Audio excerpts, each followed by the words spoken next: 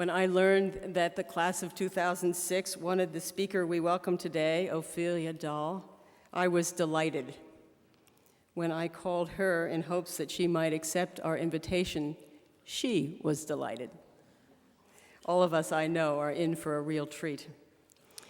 Ophelia Dahl is a founding trustee and the executive director of Partners in Health, the now legendary international public health organization that brings the benefits of modern medical science to impoverished areas of the world and to people whom others have abandoned or written off. A graduate of Wellesley College in 1994 as a member of our Elizabeth Kaiser Davis degree program, Ophelia Dahl entered Wellesley in 1989 after serving for nearly 7 years in Haiti, helping develop really a radical model of community health care for the destitute poor. Founded in 1987, Partners in Health describes its mission as, quote, both medical and moral, based on solidarity rather than charity alone. Its team of health professionals, scholars, and activists work tirelessly and iconoclastically to, quote, bring the benefits of modern medical service to those most in need and to serve as an antidote to despair. Expanding on the success of the grassroots model in central Haiti, Ophelia Dahl has helped to establish major Partners in Health projects in impoverished and neglected communities on 4 continents in 7 countries now: Haiti, Guatemala, Mexico, Peru, Russia, Rwanda, and the United States here in Boston. Partners in Health and its co-founder, Dr. Paul Farmer, were profiled in the best-selling 2003 book, Mountains Beyond Mountains by Tracy Kidder. Last year, Paul Farmer delivered a riveting speech here, our Wilson Lecture here on campus, and told me privately over dinner that evening at my house that Ophelia is actually a more inspiring speaker than he is. We are so privileged to have them both here today with us to honor our graduating seniors. In 2005, Partners in Health received the Conrad N. Hilton Humanitarian Prize, the world's largest award for humanitarian work. In addition, Partners in Health, its leaders and initiatives have received major support from many organizations: the American Medical Association, the William J. Clinton Presidential Foundation, the Bill and Melinda Gates Foundation, and the John D. and Catherine T. MacArthur Foundation, among others. Beyond the central role she plays in Partners in Health, Ophelia Dahl serves on the board of her family's foundation to advance in England and the United States the work and the memory of her late father, the children's writer Roald Dahl. If ever there was a Wellesley alumna who embodied our ethic of service, non ministrare sed ministrare, not to be served, but to serve, surely Ophelia Dahl is that person. Truly, she's making a difference in the world. Please join me in extending her a very warm welcome.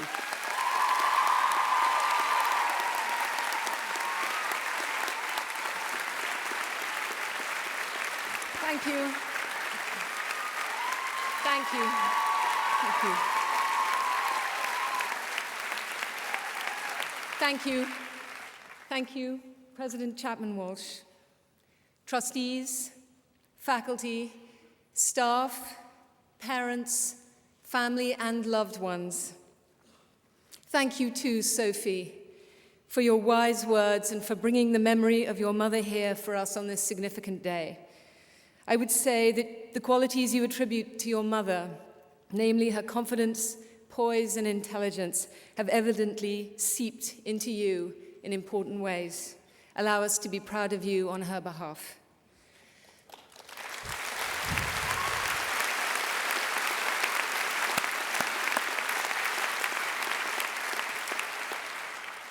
What a magnificent day.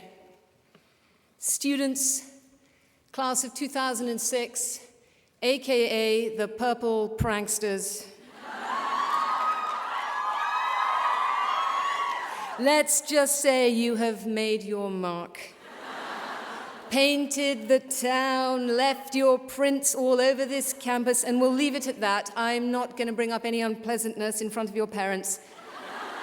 There'll be plenty of time when they get the bill in July. Davis Scholars, I'm so pleased to be here as one of you. Thank you for giving me this to wear.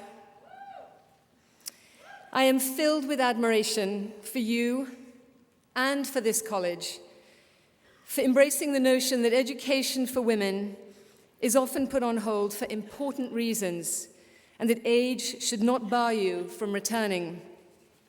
It is a pleasure, a real pleasure to be here today, and I am honored and delighted to have been invited by you to address you. The view here is lovely. A sea of intelligent faces. I feel enveloped by what I can only describe as a force that is your parents' and loved ones' collective pride. If you could see their expressions, their beams, enough to light up this majestic tent, take it from me, they are thrilled to be finished with the tuition. I mean, they are thrilled to be part of this important and well-earned rite of passage.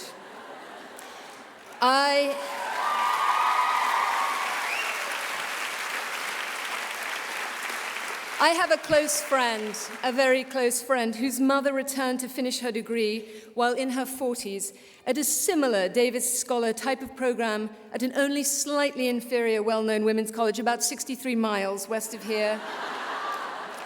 She had spent 20 years raising a family and earning a living as a cashier in a supermarket before reapplying to finish her degree. She filled in the lengthy questionnaire, and when, at the end of the application, it asked her somewhat intimidatingly to list any awards or honors she'd received in her lifetime, she wrote simply the names of her 6 children: Katie, PJ, Jimmy, Jeffrey, Jennifer, and Peggy. You are already all the prizes your parents could ask for. In fact, as one famous graduation speaker noted, now would be a most opportune moment to ask for money. Part of my excitement at addressing you all is that yours has been a class particularly connected to major political events, both here and abroad. I know that you all arrived with the echo of 9/11 still audible. The first anniversary of that defining moment was commemorated while you were still finding your own foothold on this stunning campus. Each year, you have witnessed major disasters unfold, and you have wrestled with profound political issues, including a presidential election that left many in the world reeling. And in the midst of this, Hollywood came here to make a movie about a young white chick going to college in the 1950s. We live in topsy-turvy times indeed. But listen, if you think that Mona Lisa Smile was tough on you, have you heard about the movie sequel that they're making here in September? Trading Places 3. The basic storyline is that Larry Summers and Diana Chapman Walsh will exchange jobs for a year.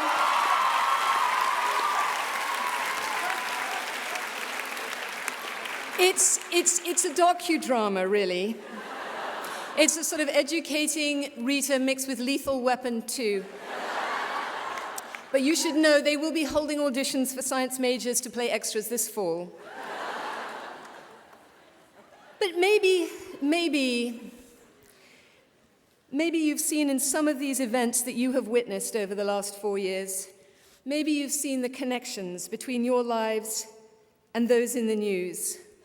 Those families facing the horrors in Darfur, the broken spirits in Abu Ghraib, or the bodies floating in the rising waters of New Orleans. In 2003, you watched the USA invade Iraq, and I imagine you must have felt deeply troubled at times, knowing that the news reports showing distant flashes on satellite maps represented bombs exploding in cities filled with human beings. Perhaps you know people who have gone to fight in this war, and you worried about their mission and their safety. I'll bet you wondered too about the Iraqi families and civilians caught in the midst of the relentless bombing and violence. Some of you must have doubted the sanity of such a war and questioned the connections between Iraq and other countries in which we wage a furious struggle against those we call our enemies. And that leaves us thinking about how to resist the persistent call to divide us into us and them. And how might these turbulent times that we live in shape your future? Of course, there have been centuries of troubles, of wars, of violence, and terrible battles. You'll see behind you generations of brave people who waded through a mire of injustice and violence to help shape a better future and chose to fight passionately for causes that they believe in, and their lives were richer for it. Adam Hochschild writes about one such cause, the abolitionist movement, in his book, Bury the Chains. He states compellingly that the abolitionists succeeded where others failed because they mastered one challenge that faces anyone who cares about social and economic justice, and that is drawing connections between the near and the distant. Linking our own lives and fates with those we can't see will, I believe, be the key to a decent and shared future. What will this require? A bit of imagination, some knowledge, access to the internet. All things I know you have in abundance. It helps too if you have a proclivity for compassion, which will be fueled by your imagination, a good sense of humor fueled by your imagination, and love fueled by other things much too complicated to go into without alcohol. As discerning Wellesley graduates, you will, I think, find it difficult to travel very far in the world without taking into account the painful fact that some of our own abundant good fortune rests on the misfortune of others. With so many calamitous events all available for us to witness in vivid color, in both real time and slow motion, on TV, and all the internet, with so much exposure to the suffering of others and the plethora of ways in which the world is crying out for improvement, it must be overwhelming to look at your life and the span in front of you with all those choices and wonder how to find your place, especially while people are telling you, and maybe even you yourself, that somehow it is your obligation to fix the world. I hope I can offer you a more manageable approach, one that seems to have worked well for me. It's called Don't Try to Plan Too Far Ahead Method. It has a catchy acronym. It's DTTPTFAM, DUFTM, DUFTM. Say it enough times and it does become catchy.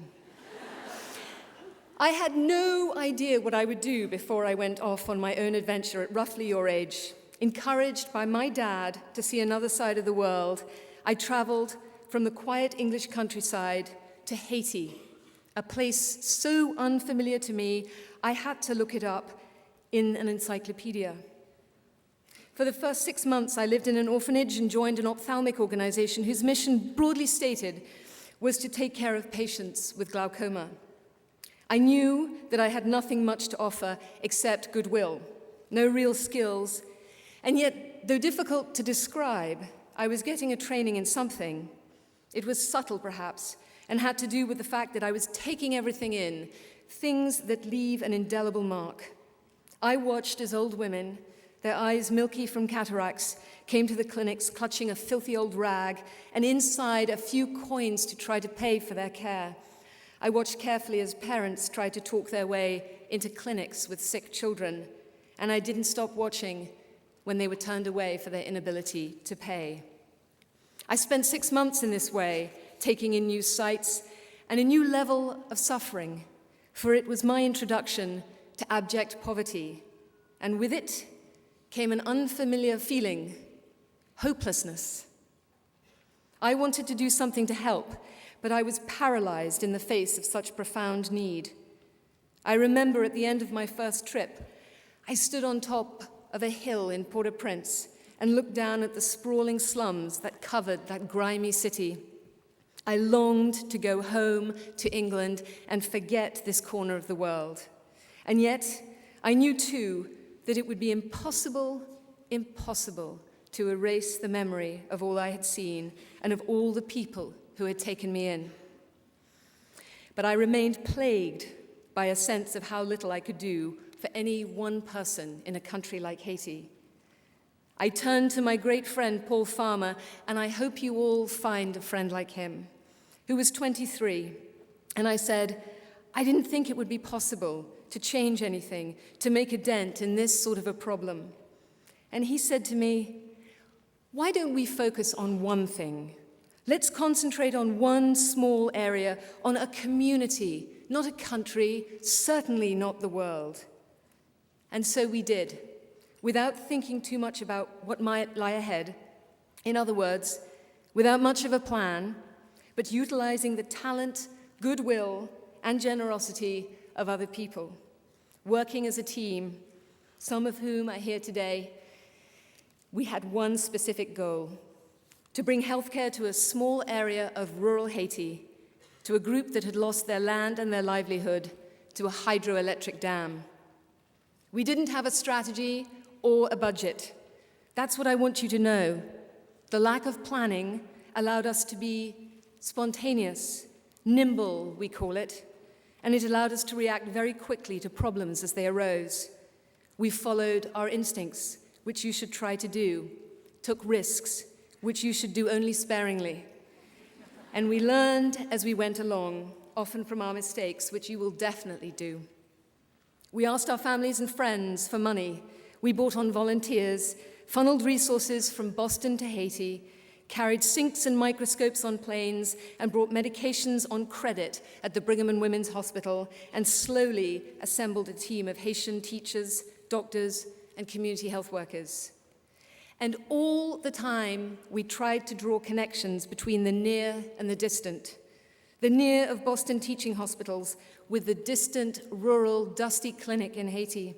The near of people's hunger with distant World Bank policies. The near of Haitian boat people arriving on Florida's shores with the distant economic embargoes. And as the numbers of patients and their ailments grew, so we expanded the services, raising more money until the clinic became a hospital, the classroom a school, and the entity we referred to as the project became Partners in Health. One patient became 10, then 100. Before we knew it, there were 10,000 patients seeking treatment, and their ailments started to broaden. They needed not just healthcare, but houses and schools and clean water and jobs. And we kept coming back to raise more money from people like you. And then last year, we saw that 4 employees had become 4,000, and 10,000 patients had become over 1 million in Haiti alone, and the projects have spread out to several countries. This is a snapshot of how quickly things change. So feel free to start very small, but allow yourself to imagine very expansively. If a lack of a real plan, as we set out all those years ago, seems like an unorthodox approach for a small group of people, then maybe it had something to do with my unconventional parents. I grew up with a courageous and talented mother and a stepmother who flew here from England to be here today.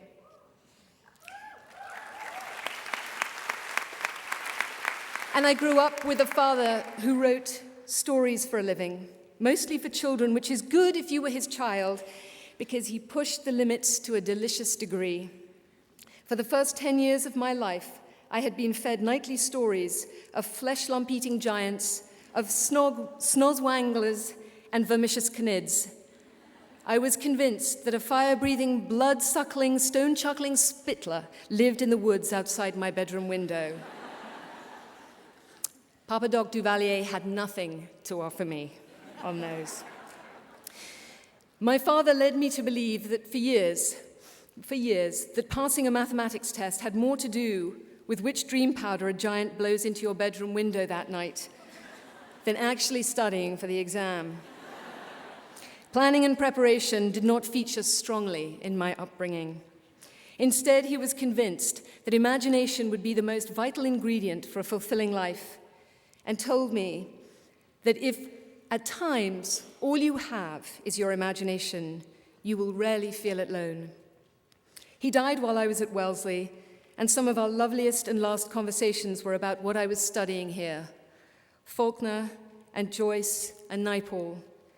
Through his gentle urging, I have relied on my imagination enough to make it less of a jump to connect my life with the lives of those I can't see, and I urge you to do the same, because a great deal of what you do will be influenced by your ability to imagine an improved outcome or a better device, a more efficient system, a new vaccination, or a vastly different Supreme Court. Imagination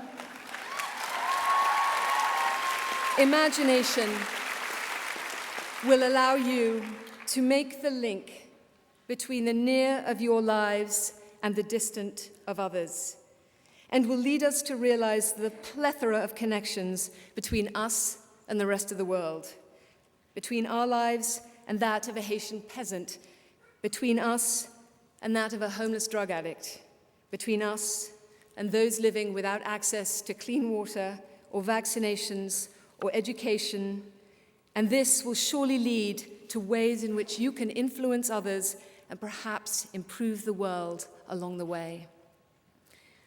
At roughly your age, I had an experience upon which I have been able to build my life's work so far. This can happen to you at 21, 31, or 81. Maybe it has already happened. The key is to live with an exquisite openness to the world, to not close any part, and to let it all, including the suffering of others, reach you. It doesn't have to be global health or social justice or the fight against poverty, although that helps. It can be marketing, academics, law, medicine, athletics. But my wish for you is that you find your passion, your abiding interest, and dedicate yourself to achievement in that area. The world will align around you. Women of Wellesley, I have no doubt you will do extraordinary things.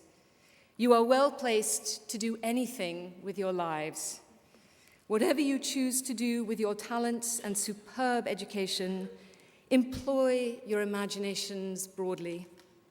Fight hard for the things you believe in. Link the near and the distant, and wear a helmet whenever possible. May this time resonate for you. May your own lives resonate in others. Thank you and congratulations to all of you.